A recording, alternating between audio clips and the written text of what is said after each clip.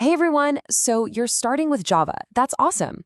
But you've probably hit this wall of confusing letters, right? JVM, JRE, JDK. What's all this about? Don't worry, today we're going to break it all down. Let's get into it. Yeah, it's a classic situation, isn't it? You're all excited to learn this really powerful language, and bam, you're just staring at this alphabet soup. JVM, JRE, and JDK. What's the difference? Which one do I actually need? Trust me, this confuses just about everyone when they start. But we're about to make it super, super clear. And you know what the secret is? A really simple analogy. Seriously, we're going to think about it like we're setting up a kitchen. I call it kitchen logic, and I promise, once you get this, you'll never forget it. Ready? All right, let's start with the absolute heart of the whole thing, the most basic, fundamental piece of the puzzle, the JVM. That's it. That's all you need to remember for now. JVM is like this stove. Just picture a simple gas stove in your mind. This is your Java virtual machine. It's the one appliance that does all the real work. So here's the main point. The JVM is the engine.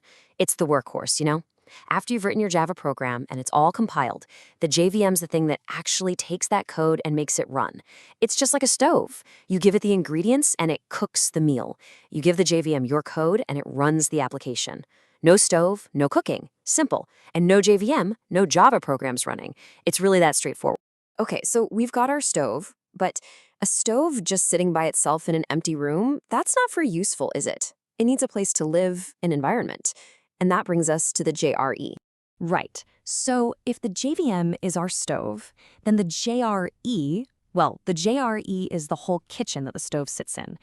JRE stands for Java Runtime Environment. Just think about it. A kitchen isn't just a stove, right? You need countertops, maybe some basic pots and pans, a sink, all the essential stuff. The JRE is exactly like that. It's a package deal. It has the JVM, our stove, plus all the other essential files and libraries that a program needs to actually work. So if you just want to run a Java app, say you want to play a game like Minecraft that's built on Java, you need the JRE. You need the whole basic kitchen just to be able to use the stove. Okay, but what if you don't just want to heat up some pre-made food? What if you want to be the chef? You know, create your own amazing dishes from scratch. Well, for that, you need the full setup. And this is where the JDK comes in. The Java Development Kit. Now, we're not talking about just a basic kitchen, oh no.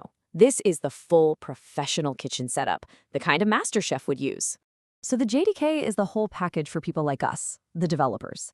It has everything the JRE has, so you get the entire kitchen, stove, and all, but then it adds all the special tools a chef would need. You get something called a compiler. Think of that like your special recipe book that turns your ideas into an actual dish.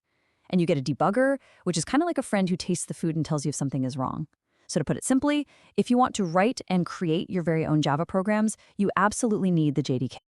Okay, let's put these two side by side so it's perfectly clear. On one hand, you have the JRE. This is for the user. If all you want to do is run Java applications, you install the JRE. You get the kitchen. Simple. On the other hand, you have the JDK. This is for the developer. If you want to create Java applications, you install the JDK. You get the full chef setup. And notice how the full setup includes the basic kitchen, right? It has to. Same way, the JDK includes the JRE. All right, so let's bring this all home. Let's put it all together in one final, easy-to-remember picture. How do you choose your tools for your Java kitchen? And here it is, your final cheat sheet. It all starts with the JVM, the stove. That's the part that actually runs the code. Then, if you're a user, you need the JRE, the basic kitchen. It gives you the stove and everything else you need to simply run Java apps. And finally, if you're a developer, a creator, you need the JDK, the full kitchen setup. This gives you the whole kitchen plus all the professional tools you need to create your own amazing Java applications. See? Stove, kitchen, full setup. Easy. So, there you have it, the Java alphabet soup. Not so confusing anymore, right? All it took was a little bit of kitchen logic. The next time someone asks you about JVM, JRE, or JDK, you can tell them all about stoves, kitchens, and full chef setups. So the only real question left is, now that you know exactly what tools you need, what incredible things are you going to cook up with Java?